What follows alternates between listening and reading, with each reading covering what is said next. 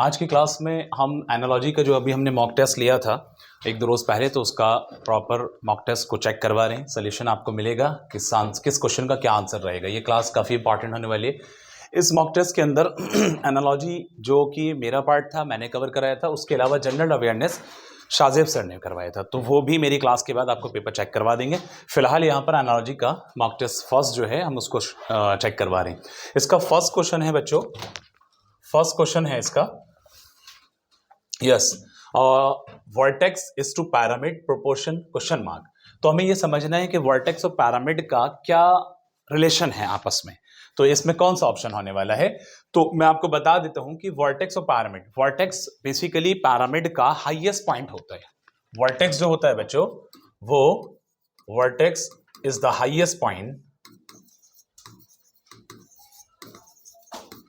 Highest point of pyramid. ठीक है, तो यहां ऐसे समझना है, हाईएस्ट पॉइंट है पैरामिड का। ऐसे ही आपसे कह रहे हैं, अगर ए पार्ट में देखेंगे स्ट्रैंड है, ये कुछ नहीं बन रहे, रंग ग्लाइडर ये भी नहीं बन रहे, ये आपका आंसर होगा C option. Summit is to mountain, यानी माउंटेन का जो हाईएस्ट पॉइंट होता है वो ये होता है।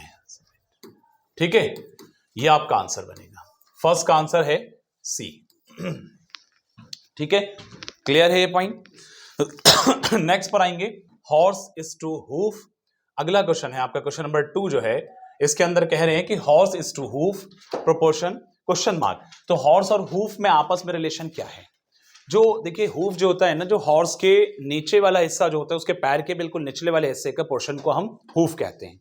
ठीक, निचले वाले पोर्शन को। तो इसलिए मैन का जो निचला वाला पोर्शन है जिस पर वो खड़ा होता है, स्टैंड होता है, वो आपका फुट है। तो सीधा सीधा इसका ए ऑप्शन बने। डॉग ब्लैक ये कोई कॉम्बिनेशन नहीं है, पेन पेंसिल ये कोई कॉम्बिनेशन है, पैसे रुपी कंफ्यूज करने के लिए। लेकिन हॉर्स हूफ का कॉम्बिनेशन जब आपको पता चल गया तो इसका मतलब है ये फर्स्ट का था, अब ये सेकंड का है, और सेकंड का आंसर आपके पास बन रहा है ए। बात क्लियर? ठीक है बच्चों। इसी तरह से नेक्स्ट आता है सेल्स इज टू साइटोलॉजी। आप लोगों ने क्या लगाया था इस वाले क्वेश्चन का? सेल्स इज टू साइटोलॉजी क्या लगाया?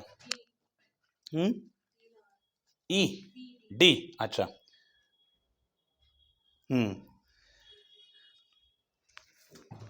देखो इसके अंदर सेल्स की स्टडी जो है वो साइटोलॉजी है, यानी स्टडी ऑफ, ऐसे समझे थर्ड क्वेश्चन में study of cells equal to ये होता है साइटोलॉजी। तो पहले रिलेशन में आपके पास में ये बन रहा है कि इसमें ये इसकी स्टडी को कहते हैं। तो ये इसका आंसर क्या बनेगा? इंसेक्ट्स। देखो यहां पर वर्म्स और ऑर्निथोलॉजी ये अलग चीज है, लेकिन इसकी स्टडी नहीं कहलाती है। डिजीज है, स्पेलिंग मिस्टेक हो गई, लेकिन ये डिजीज है साइकोलॉजी, फिजियोलॉजी, सॉरी ये भी नहीं बनेगा। ठीक है, ये भी नहीं बनेगा। इसका बन रहा है insects is to entomology.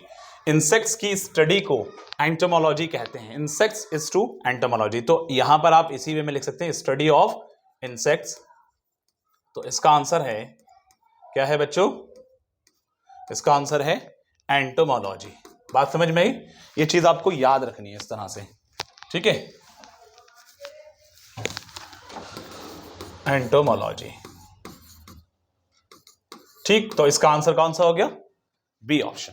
Clear? Next आता है चेयर इज टू वुड। तो चेयर इज टू वुड, अब चेयर जो है वो वुड से बना हुआ होता है। तो इसमें कौन सी ऐसी चीज है जो बुक इज टू प्रिंट होगा, मिरर इज टू ग्लास होगा, प्लेट इज टू फूड होगा, ये पर्स इज टू मंकी कर दिया है। बहरहाल ये यहाँ पर टाइपिंग जो हमारा टाइपिस्ट है उसके हैंड से मिस्टेक हो रही है, यहाँ मनी होगा। ठीक है, तो पर्स इज टू मनी। अब इस चार ऑप्शन में बताएं आप लोगों ने क्या आंसर लगाया था? बी पक्का। मिरर इज टू ग्लास, तो यहां पर वही बात है कि मिरर जो बना होता है वो ग्लास से बना, तो आपका आंसर यहां पर ये सही होगा। क्लियर है? Mirror is to glass. Next पर आ जाएं। नेक्स्ट क्वेश्चन जो रहेगा, nuts is to bolts. A option है निटी is to bolts proportion question mark, बल्कि यहां पर ये लाइन कटेगी, ये एक रिलेशन है यहां पर। निटी इज टू बोल्ट्स आएगा इसमें, बेयर इज टू फीट आएगा, नेक्ड इज टू क्लोथ्स आएगा, या हार्ड इज टू सॉफ्ट आएगा। देखिए निटी बोर्ड्स का सेंस तो अलग ही जा रहा है। बोर्ड्स के साथ में निटी का कोई कॉन्सेप्ट नहीं है, बल्कि नट्स का होता है, तो ये तो एक तो हटा दो। बी में बेयर फीट, बेयर और फीट, फीट आप समझते हैं क्या है? फुट का प्लूरल फॉर्म है ना, तो इसका भी कोई सेंस नहीं बन रहा है यहां पर देखा जाए नट बोल्ट्स में। हार्ड सॉफ्ट, हाँ, नट बोल्ट्स हार्ड होते हैं, एक सेंस हो जा रहा है, लेकिन मैं आपको बता देता हूं कि नट्स जो होते हैं, बोल्ट जो होते हैं वो नट्स को कवर करते हैं, बोल्ट जो होते हैं वो नट्स को कवर करते हैं, ये सेंस जा रहा है। ऐसे ही नेक्ड को क्लोज पहनने पर कवर होता है, तो इसका सेंस यहां सही है, आपका आंसर सी जाएगा। पॉइंट क्लियर है सबका? ठीक है। नेक्स्ट क्वेश्चन होगा क्वेश्चन नंबर 6 होगा। ओके, क्वेश्चन नंबर 6 के अंदर आपसे कहा गया है, यस, ये sailor is to compass, sailor is to compass. तो यहां पर student is to exam, painter is to artist, doctor is to stethoscope, pen is to officer, bricks is to plumber. क्या होगा बच्चों इसका? पहले ये देखिए कि सेलर का कंपास के साथ में क्या कॉम्बिनेशन है, डायरेक्शन देता है ना, सेलर को कंपास के जरिए से डायरेक्शन मिलता है। तो इसमें क्या है, स्टूडेंट एग्जाम देता है, वो कोई सेंस नहीं है इसका, सॉरी फॉर दैट। यहां 6 क्वेश्चन था ना, ओके। तो यहां हम बात कर रहे थे कि स्टूडेंट एग्जाम्स का नहीं बनेगा, पेंटर आर्टिस्ट का बन सकता है कि नहीं बन सकता? नहीं बनेगा। फिर आपका क्या बनेगा? डॉक्टर इज टू स्टेथोस्कोप, ये सही है इसलिए क्योंकि डॉक्टर स्टेथोस्कोप से चेक करता है उसको, तो पेंटर आर्टिस्ट नहीं होगा, पेन ऑफिसर नहीं होगा, ब्रिक्स प्लम्बर नहीं होगा। ठीक है, क्वेश्चन नंबर 6 तक सबका क्लियर है? क्वेश्चन नंबर 6 के अंदर जो यहां पर है वो आपका आंसर है सी ऑप्शन, यानी क्वेश्चन नंबर 6 का आंसर इस पेपर के अकॉर्डिंग सी है। ठीक है, नेक्स्ट क्वेश्चन है book is to author. Book is to author का क्या सेंस जा रहा है आपस में, जरा बताओ। ऑथर बुक को लिखता है ना। अब रेन फ्लड, क्या ये सही है? पक्का? रेन से फ्लड आता है, तो इसमें सेंस फुली इसके अकॉर्डिंग क्या ये सेंस सही जा रहा है? बताएं, नहीं जा रहा है। इसलिए लाइट स्विच, लाइट से स्विच, मतलब ये तो अपोजिट सॉरी ये अपोजिट हो गया। यहां रेन फ्लड, ये भी अलग है। बुक ऑथर का मुझे ऐसा लगता है कि इसमें या इसमें कोई होगा। सॉन्ग म्यूजिक, तो ये भी अलग ही जा रहा है, सॉन्ग म्यूजिक का कोई सेंस।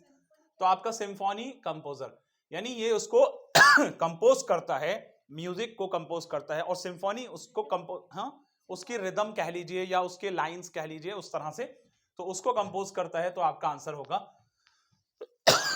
सिम्फोनी और कंपोजर। बता दो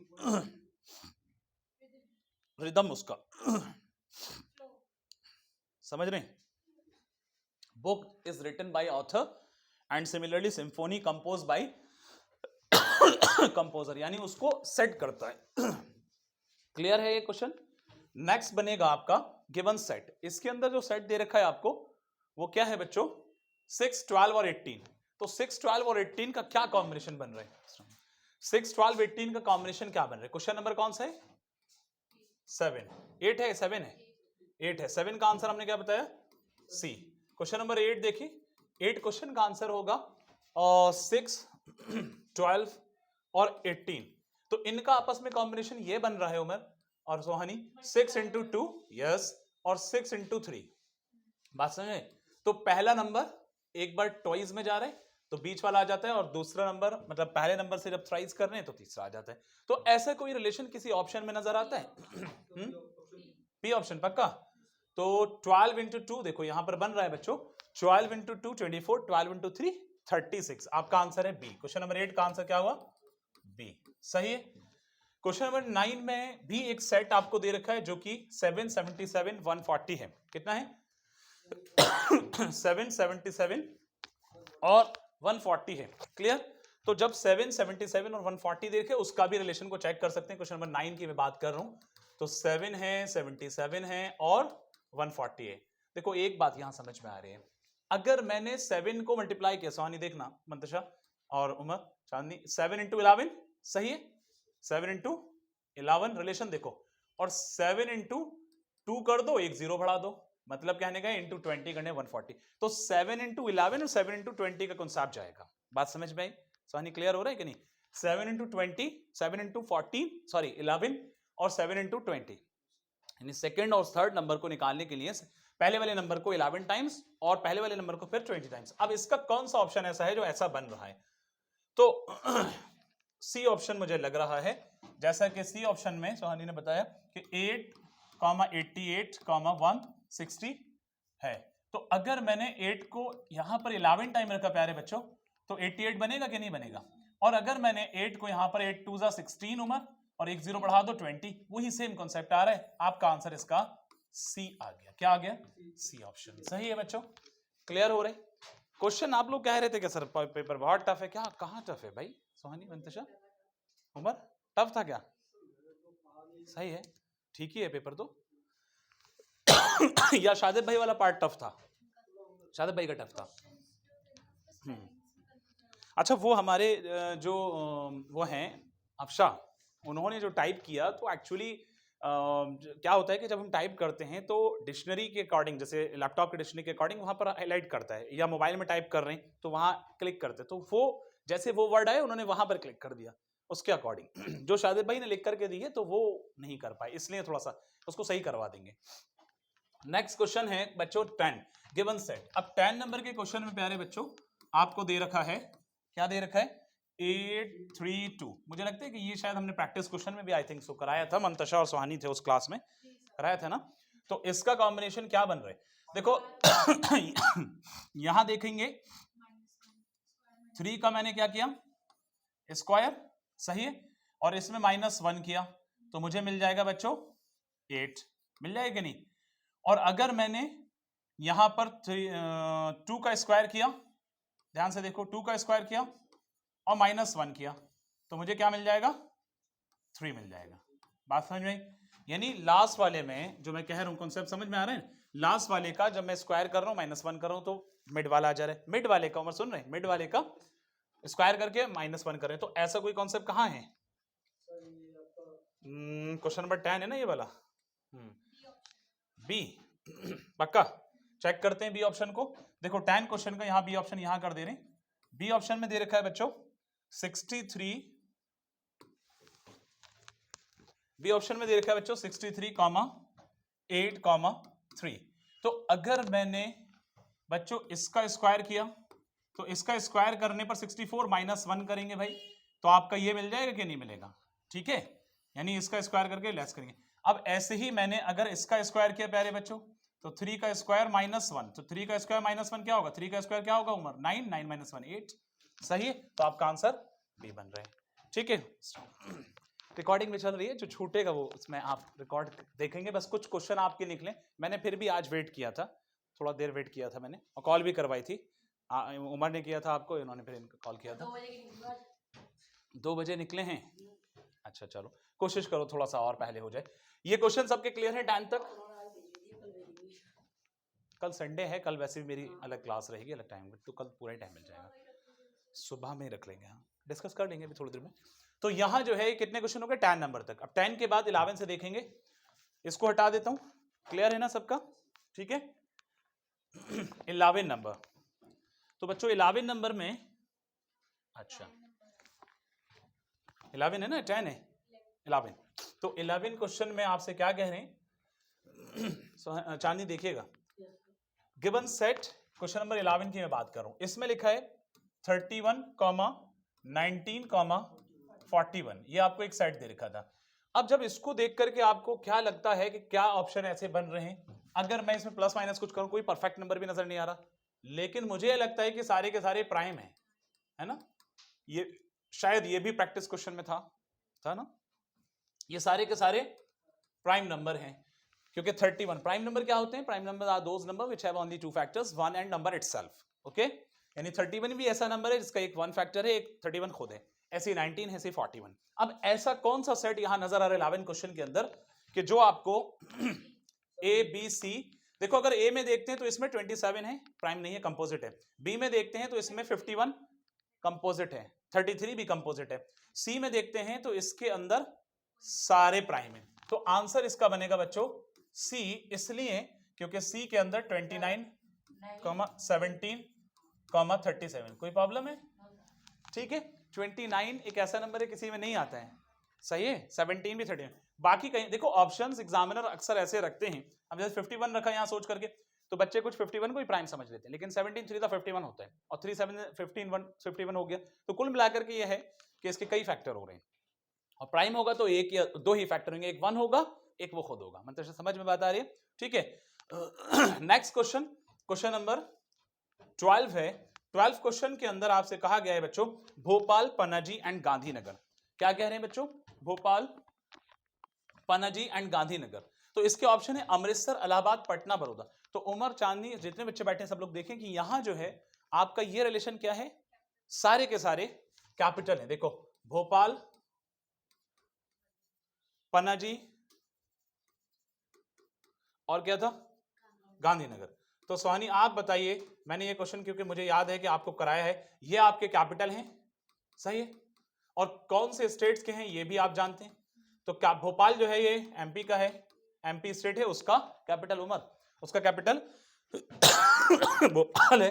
और पनाजी गोवा का है, सही है। और गांधीनगर गुजरात का। Very good. तो ये शायद ये वाला क्वेश्चन भी आ चुका था प्रैक्टिस में, है ना, तो रिपीट हो गया।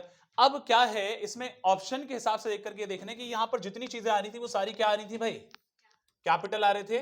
तो आपको अब कैपिटल ही यहां निकालना है। कौन है वो कैपिटल? कौन है? पटना है। तो पटना जो है ऑप्शन नंबर सी है, यानी आपका आंसर सी होगा, इसलिए क्योंकि पटना जो है वो कहां का, बिहार का कैपिटल है। बात समझ में आई बच्चों? तो आपका आंसर सी हो गया। ठीक है उमर? सॉरी। नेक्स्ट क्वेश्चन होगा क्वेश्चन नंबर 12 हो गया। 12 के बाद 13 नंबर। ओके, इतना सबका क्लियर है? ये वाला जो क्वेश्चन नंबर 7 है, सेवन में जो बुक होता है उसको ऑथर जो है वो बुक को लिखता है, ऐसे ही कंपोजर जो है सिम्फनी को कंपोज करता है। यानी म्यूजिक का जो कंपोजर है वो सिम्फनी, उसके रिदम वगैरह और उसके जो भी चीजें हैं वो सब उसको कंपोज करता है। तो जाहिर है कि बुक को लिखने वाला ऑथर है और सिम्फनी को कंपोज करने वाला कंपोजर है। क्लियर? बाकी और इसमें रिलेशन जो है वो अलग हैं। ठीक है बच्चों? कितने हो गए थे क्वेश्चन? 12 11 12 हो गए थे। अब 13 और 14 देखें फिर आगे बताएंगे। 13 नंबर का क्वेश्चन जो है, क्वेश्चन नंबर 13 में कहा गया है युआन, क्यात, लिरा। शायद ये भी रिपीट हो रहा है, आई थिंक सो। हाँ, करा चुका हूं ना ये वाले क्वेश्चन। युआन, क्यात और लिरा ये क्या है? करेंसी है। युआन भी चाइना की करेंसी है, क्यात जो है क्यात भी और लिरा भी, ये दोनों भी करेंसी है, लेकिन एग्जैक्टली इस वक्त मेरे माइंड में नहीं आ रहे। तो ये भी कहीं की करेंसी है। तो इसमें से क्यात I think so but not sure. ठीक है, तो भाई ये कंफर्म हो रहा है हमें इस क्वेश्चन को देख के, सारे ये क्या है? करेंसी है। चांदनी सुनने की जरूरत है, देखने की जरूरत है। अब इसमें तुर्की ये तो भाई अलग हो गया, मास ये कोई एक यूनिट हो गई, मैड्रिड ये भी एक यूनिट होगी। तो इससे पता चल रहा है कि दिरहम बचता है, और दिरहम जो है कहां की करेंसी है? सऊदी की। रियाल है वहां की, तो यूएई के अंदर आता है, यूएई के अंदर आता है दिरहम। ठीक है, उसका रियाल है। येलो, नेक्स्ट क्वेश्चन अच्छा है, ये क्वेश्चन क्लियर है ना? चांदनी, उमर, सबका क्लियर है? ठीक है मंतशा। Yellow, blue, red. आपको यह देख करके, कलर देख करके क्या कॉम्बिनेशन नजर आ रहा है? आप दोनों अभी खामोश रहे क्योंकि आप शायद ये वाला भी पढ़ चुके हैं। आप दोनों बताएं कि इसमें ब्लैक होगा, ऑरेंज होगा, व्हाइट होगा, पेंट होगा? लाइट और डार्क का देखो बच्चे का, आप चीजें निकल करके आती हैं, बच्चे का अपना अपना वे क्या क्या सोच सकता है अकॉर्डिंग टू द ऑप्शन। और एग्जामिनर भी इतना चालाक होता है कि पेंट भी जरूर रखा है उसके अंदर। अब उमर बताओ, हो सकता है पेंट हो? हाँ, वेरी गुड, यही बात मैं बताने वाला था। हाँ, ब्राइट कलर है, वो भी एक चीज है। हाँ, उस पॉइंट ऑफ व्यू से भी कह सकते हैं, लेकिन मेन इसका आंसर निकल रहा है, आपको मालूम है कि ये होता है विबग्यो, या इसे विबज्योर भी कहते हैं। इसके अंदर आ गया वायलेट, ठीक है, और उसके बाद आपका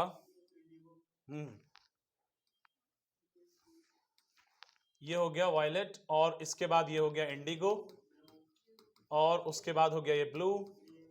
यही 7 कलर होते हैं ना, ये ग्रीन,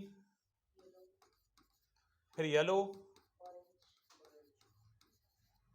ऑरेंज, और इसी तरह से फिर आता है रेड। तो आपके पास में येलो ब्लू राइट दे रखे थे, येलो है ब्लू है और रेड है। अब उस हिसाब से बचता कौन सा है? ऑरेंज। बाकी ब्लैक नहीं था, इस कॉम्बिनेशन में व्हाइट नहीं था, और पेंट तो दूर दूर तक हो ही नहीं सकता है। लेकिन पिछले क्लास में शायद आप बता रहे थे कि कॉम्बिनेशन बनता है ऐसा कुछ, उसको कंफर्म करना। मुझे ऐसा लगता है कि वो ऐसा है नहीं, एक बार कंफर्म करना, ठीक है।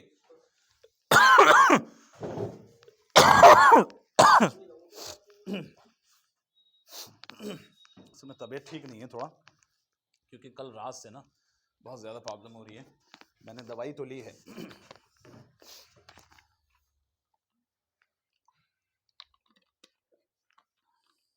नेक्स्ट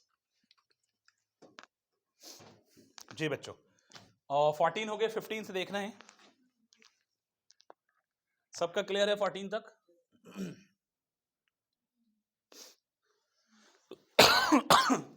क्वेश्चन नंबर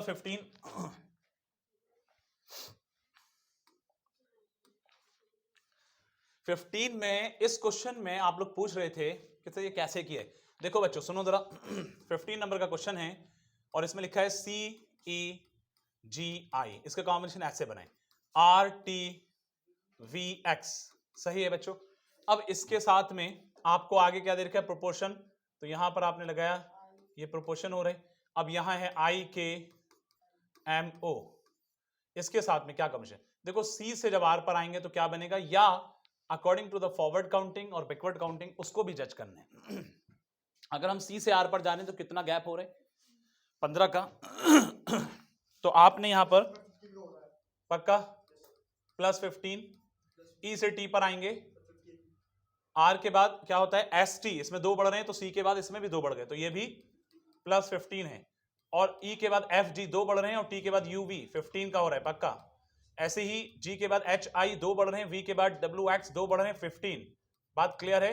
तो 15-15 का आप यहां पर बढ़ा दें, 15-15 का यहां पर बढ़ा दें, तो इस तरह से समझ में आता है कि इसमें भी 15 का गैप कर दो, इसमें भी 15 का गैप कर दो, मतलब ऐड कर दो, और इसमें भी 15 बढ़ा दो, और इसके अंदर भी 15 को ऐड कर दो। अब आई के बाद में क्या आने वाले हैं? कोई बात नहीं है। कई बार क्या होता है कि जब हम आगे बढ़ते हैं आई के बाद में, आई की पोजीशन क्या होती है अपने आप में? आई की पोजीशन पूछ रहा हूं, ABCD 9 होती है ना। तो 9 के बाद जब आप 15 तक बढ़ेंगे तो आप देखो कौन सा आ रहा है। हाँ तो कोई दिक्कत नहीं है, सही से गिनना। हाँ ये इस चीज को सही से गिनना, तो मैं करके बताता हूँ। आई 9 पर आ रहा है। आई के बाद सुनो, JKLMNOPQRS, फिर TUVWX, एक्स आ रहा है। हाँ ऑप्शंस नहीं है। कौन सा ऑप्शन, कौन सा क्वेश्चन था ये वाला? अच्छा एक्स आ रहा है, ओके। हाँ इट मे बी पॉसिबल कि ऑप्शन यहाँ पर अलग हो, कोई मसला नहीं है, मैं एक बार लिख देता हूँ। एक्स, अब के के बाद में 15 ऐड करो, क्या आ रहा है जरा करके बताओ जल्दी से मुझे, क्या आ रहा है के बाद 15 ऐड करो। जी जी पक्का, के बाद 15 ऐड करने में जेड आ रहा है। एक चीज और हो सकती है, लेकिन देखो जब कभी ऐसी सिचुएशन होती है, मैं एक कॉन्सेप्ट और क्लियर करता हूं आपका। जब कभी ऐसी सिचुएशन होती है कि जहां पर आपका नॉर्मली, यहां पर उम्र सुनने की जरूरत है, यहां पर 15 बढ़ रहा है, ये बात ठीक है। अकॉर्डिंग टू दिस हमने इसमें भी 15 को एक्सटेंड करने की कोशिश की, लेकिन एक पॉइंट यहां पर यह आता है कि जब हम 15 इसमें ऐड कर रहे हैं तो हमारा कोई भी ऑप्शन फॉलो नहीं कर रहे। तो अब मेरा मानना यह है कि हमें अपने पैटर्न को चेंज करने की जरूरत है। तो हो सकता है कि इसके अंदर कोई ना कोई ऑप्शन छुपा हुआ हो, तो इसलिए हम पैटर्न को जब चेंज करेंगे तो पैटर्न में क्या चेंज करने वाले हैं वो चीज आपको मैं बताता हूं, और किस तरह से चेंज करेंगे ये क्लियर करता हूं। दूसरे कुछ और भी पैटर्न इसके अंदर पॉसिबल है बच्चों, कैसे हैं वो मैं क्लियर कर रहा हूं। देखो जब आप अगर सही वे में देखेंगे, यहां पर सी क्या लिखा है, CEGI, इसमें लिखा है RT, ठीक है, हमने इसके सामने लिखा डजंट मैटर, और X। अगर आप गौर करें बच्चों, सी की पोजीशन अपने आप में फॉरवर्ड काउंटिंग के हिसाब से क्या है बच्चों? 3 है ना। मैं दूसरा पैटर्न क्रिएट कर रहा हूं, मे बी पॉसिबल कि आपका ऑप्शन वहां अवेलेबल हो, और ऐसा होगा मुझे लगता है क्योंकि एग्जामिनर जब अगर कोई ऐसा क्वेश्चन दे रहे जहां आपका एक पैटर्न वैलिड नहीं हो रहा तो आप दूसरा तीसरा कहीं ना कहीं दूसरे पैटर्न लगाओ, लॉजिक लगाओ, आंसर निकलेगा। वो अलग बात है कि रेयर होता है कि गलत हो। अब आपके पास में इसका जो लास्ट वाला है वो भी थर्ड नंबर पे है। Getting my point? ई की पोजीशन उमर 5 होती है और इसका जो सेकंड लास्ट वाला है, जो सेकंड वाला था इसका, तो ये भी अपने आप में 5 पर है। क्लियर हो रहे? जी की पोजीशन अपने आप में क्या है बच्चे? 7 है। और अगर टी को देखें फॉरवर्ड बैकवर्ड काउंटिंग के हिसाब से जेड से अगर काउंट करेंगे तो ये भी 7वें नंबर पर बच्चों आ रहा है। इसी तरह से आई की पोजीशन अपने आप में क्या है? 9 है। और आप देखेंगे कि आर की पोजीशन भी 9 होगी। ये आपके फॉरवर्ड काउंटिंग चल रही थी और इसके अकॉर्डिंग यहां बैकवर्ड। या इसको ऐसे कर लो बच्चों, एक चीज और क्लियर कर दूं, एक ये बैकवर्ड है, एक चीज और अच्छे से क्लियर कर दे रहा हूं कि अगर आप सी का देखेंगे ये भी थर्ड पर है, एक्स भी थर्ड पर है, इसको इससे मिला दो, मतलब मैं इसको दूसरी लाइन से मिलाऊंगा दूसरे कलर से। सी का मिल रहा है एक्स से, मेरा कहना यह है कि एक्स से मिल रहा है, इसका मतलब ये भी थर्ड पर, ये भी थर्ड पर। ई मिल रहा है वी से, क्योंकि ये भी फिफ्थ पर, ये भी फिफ्थ पर। जी मिल रहा है टी से, ये भी 7 पर, ये भी 7, फॉरवर्ड और बैकवर्ड। और आई मिल रहा है बच्चों आर से, क्योंकि ये भी 9 पर और ये भी 9 पर। अब आपको ये देखना है, बल्कि 15 प्लस नहीं करना, बल्कि आपको ये देखना है कि इसके अकॉर्डिंग आपका आई अगर जिस पोजीशन पर भी आ रहा है, आई 9 पर आ रहा है, तो बैकवर्ड के हिसाब से 9 की पोजीशन क्या होगी बच्चों? जल्दी से बताओ। मतलब आपको लास्ट वाला आएगा, लेकिन वो ये याद रखना, ये बात देखो, इधर पैटर्न को सुन लो सब लोग। ये सी थर्ड पर था तो लास्ट में थर्ड वाला है, तो आई के साथ में लास्ट वाला आएगा। मेरा कहना है कि यहां लास्ट वाला आएगा, तो अपोजिट पोजीशन आर है, 9 इधर नजर आ रहा है आपका, ये बन गया। अब उसके बाद में के, ये सेकंड वाला है तो सेकंड लास्ट आएगा बच्चों, सही है। तो के की पोजीशन कितनी है? के की पोजीशन क्या है? 11 है। तो उधर से 11 पोजीशन क्या होगी बच्चों? पी होगी, सही है। तो ये पी हो गया। और ऐसे ही अगर एम की कंडीशन देखेंगे, एम 13 पर होता है फर्स्ट हाफ में, तो उधर से 13 पर एन आएगा बच्चे, क्या आएगा? एन आएगा। तो इससे समझ में आया कि फॉरवर्ड और बैकवर्ड काउंटिंग सिमिलर चल रही है। इसी तरह से अगर आगे बात करेंगे, ओ की पोजीशन क्या होती है बच्चों? जल्दी बताओ। ओ की पोजीशन 15। तो अगर आप बैकवर्ड से जाएंगे तो उसकी पोजीशन होती है एल। तो आपका आंसर बन रहा है एल एन पी आर। क्या बन रहा है? L N P R. Your option is available, यानी आपका आंसर होगा सी। अच्छा क्वेश्चन है, काफी अच्छा क्वेश्चन है। तो ये इस तरह के अल्फाबेटिकल ऑर्डर को और अल्फाबेट आपका कह सकते हैं एनालॉजी को हमने कराया था, लेकिन इस पैटर्न पर क्वेश्चन बहुत सारे रिलेटेड कराए थे, बट ये थोड़ा सा अलग है। तो एग्जाम में घबराना नहीं है, ये नहीं कहना है कि ये नहीं आया था, इसको नोट कर सकते हैं अगर आप चाहें तो। उमर पॉज करना। क्वेश्चन नंबर 16 में आपसे कहा गया है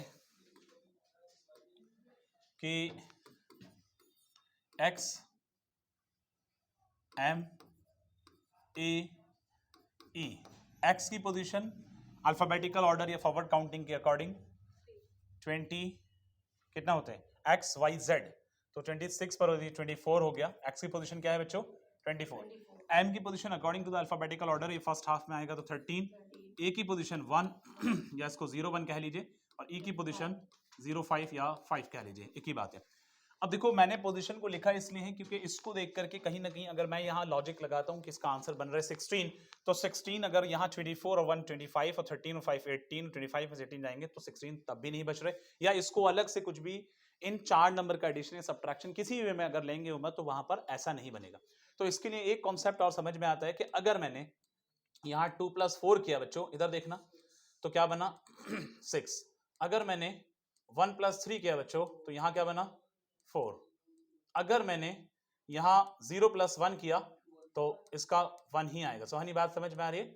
अगर मैंने 0 + 5 यानी इनकी पोजीशंस के जो बन रहे हैं डिजिट्स वैल्यू, उसका सम कर रहे हैं तो 5।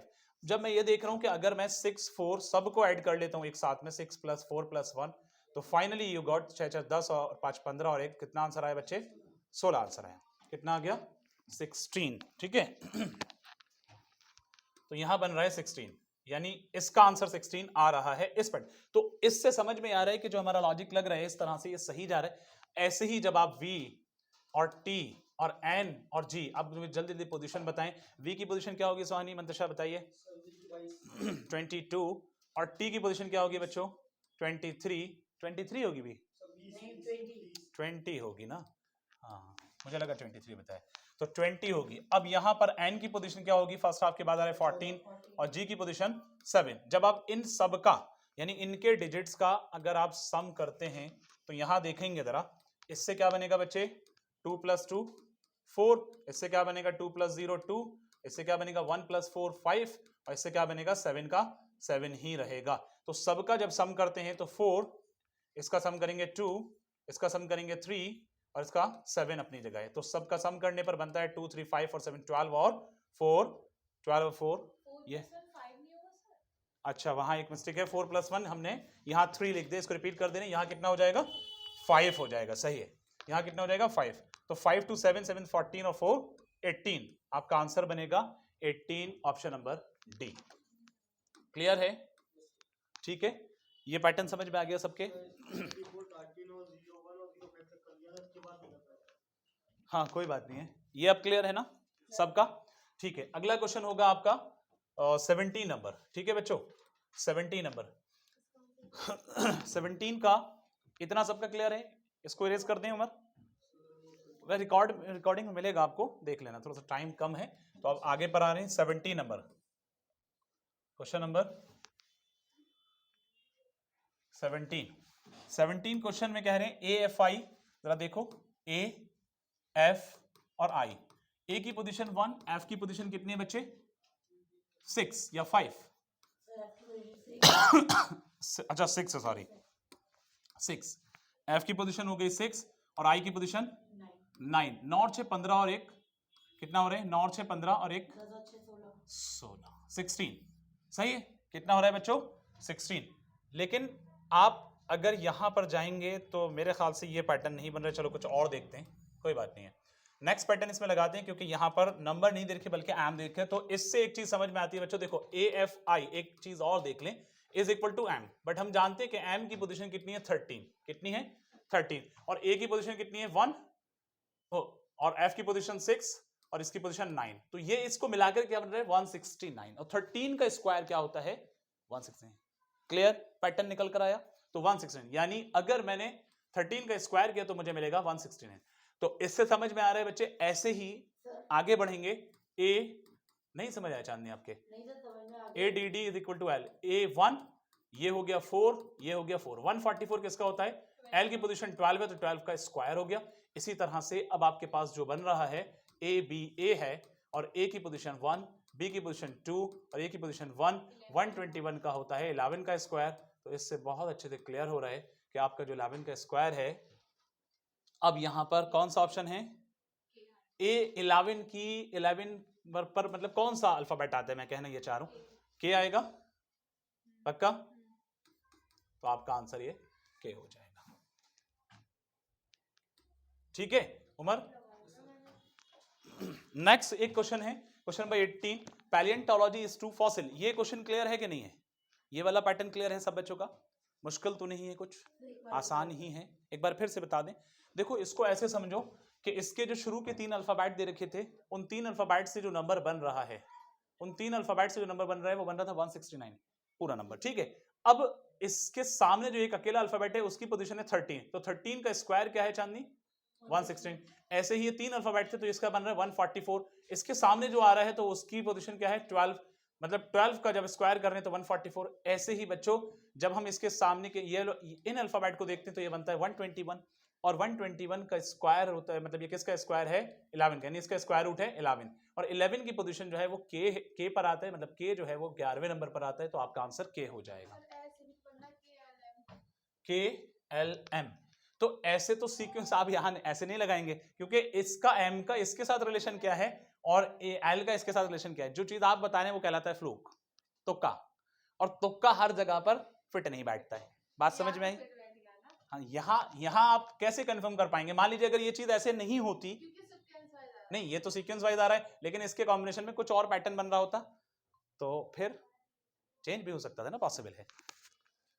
Next question, palaeontology is to fossil, Umar जो अगला क्वेश्चन समझाते हैं, जो मैं बोलता हूं उसको सुनना है और समझना है, रिकॉर्डिंग पूरी हो रही है, मिल जाएगा आपको, नोट करना आराम से, क्योंकि मैं जब चल रहा हूं यहां पर तो आप चल रहे हैं यहां पर, पीछे चल रहे हैं। और जब बच्चा पीछे चलता है नोट करने के चक्कर में तो कहीं ना कहीं रिकॉर्डिंग हो रही है, पूरी मिल जाएगी। ठीक है, जितना हो सकता है कर लो, लेकिन जब मैं कोई चीज नेक्स्ट क्वेश्चन पर आकर समझाने लगूं तो उसको पूरा सुनो, पूरा सुनेंगे समझ आएगा। नेक्स्ट क्वेश्चन है पैलेंटोलॉजी इज टू फॉसिल। क्या है? Palaeontology is to fossil proportion, फेरोनोलॉजी इज टू, ये पैलेंटोलॉजी कहते हैं फॉसिल की स्टडी करने को, है ना। तो ऐसे ही स्कल की स्टडी करने को फ्रेनोलॉजी कहा जाता है, तो आपका आंसर स्कल होगा। इन सब की स्टडी अलग अलग है, पैनक्रियाज है, लंग्स है, थायराइड है, इन सब की स्टडी अलग अलग है। ठीक है, ये साइंस रिलेटेड टर्म आ गई। इसके अंदर बच्चों एक पैरामिड से रिलेटेड क्वेश्चन, अभी मैं आपको पैरामिड दिखाऊंगा, और ये जो क्वेश्चन है ये पॉइंट सबके क्लियर है ना? अब जरा देखें, ओके पैरामिड को पूरा ले लेते हैं अगर पॉसिबल रहा। आई थिंक सो ये आ रहा है, कंप्लीट आ रहा है ना? ठीक है, यहां मैं बात कर रहा था कि इन दिस पैरामिड 11, ओहो ठीक है, यहां मैं बात कर रहा था Umar, in this pyramid 11, 22, 31 is to 12, 21, 32, फिर उसके बाद प्रोपोर्शन के बाद आगे की चीजें। अब जरा आप इसको देखेंगे तो यहां पर जैसा कहा जा रहा है कि पैरामिड का पैटर्न क्या बन रहा है इस रिलेशन में, तो जरा गौर करिएगा बच्चों, इधर देखिएगा सब लोग, 11, 22, 31, दिस एंड दिस, ऐसे सीक्वेंस बन रहे हैं ना। दूसरा क्या था प्यारे बच्चों? 12 के बाद 21, ये बन रहा है, और फिर उसके बाद 32। तो इसमें एक बढ़ा, इसमें एक बढ़ा, और इसमें एक बढ़ा। Getting my point Mantasha? Listen here, यहां मैं कह रहा हूं अगला वाला क्या है? 9, यही है ना? 9, 12, हाँ 12 और 21। अब जरा देखो 9, 12 is to, यहां पर लगा रहे हैं 9, 12 और 21। अब इसके कॉम्बिनेशन में अगर आगे बढ़ते हैं, देखो 9 से अगर मैं यहां शुरू करता हूं बच्चों, तो 9 के बाद क्या निकल कर रहा है? 12, 12 के बाद 21। तो इस हिसाब से क्या होना चाहिए? एक कम करा, 8, 12 में एक कम किया, 13, 21 में एक कम किया, 20। पैटर्न समझ आया? पैटर्न समझ आया? ऑप्शन नंबर कौन सा होगा? तो इसमें क्या था, किया था आप लोगों ने सबने? मैंने डी लिया है। तो क्यों नहीं देख पाए इस तरह से? बड़ा आसान था ये तो। मैंने वो वाला लिया 10, 20, 30, इधर वाला ले लिया मैंने। चलो नेक्स्ट लास्ट क्वेश्चन है, consider the relationship given below, road is to bus is to driver, now choose the group of the words from the following which shows the same relationship as given above. आपको देखना है, 20 question की बात कर रहे हैं। Road is to bus is to driver. बच्चों इसका रिलेशन क्या बन रहे? रोड पर बस चलती है, यही बात है ना, ड्राइवर चलाता है और बस को ड्राइवर चलाता है, यही कॉन्सेप्ट है। तो ऐसा कोई कॉन्सेप्ट यहां पर आ रहा है, वाटरशिप ड्राइवर है, नहीं है ना, हटा दो।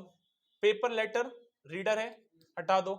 ट्रैक ट्रेन पैसेंजर है, हटा दो। स्काई में एरोप्लेन चलता है, एरोप्लेन को पायलट चलाता है। तो ये आपका डी ऑप्शन सही बन रहा है, आपका आंसर है डी। ठीक है, तो ये कंप्लीट पेपर मेरे हैंड से जो एनालॉजी का था, रीजनिंग का था, एनालॉजी रीजनिंग जो वर्बल रीजनिंग में आ रहा है, ये कंप्लीट मैंने सॉल्व करा दिया इसको। अब इसका रिमेनिंग पार्ट जो जनरल अवेयरनेस का है, जिसके अंदर शाहजेब सर ने लिया है, तो वो इसको आगे कंटिन्यू कराएंगे, इसका रिमेनिंग पार्ट। ठीक है, तो आज के लिए यहीं तक रखते हैं। वीडियो अगर समझ में आती है, बच्चों के कुछ फायदा होता है, तो उसको लाइक करें और शेयर जरूर करें। ठीक है।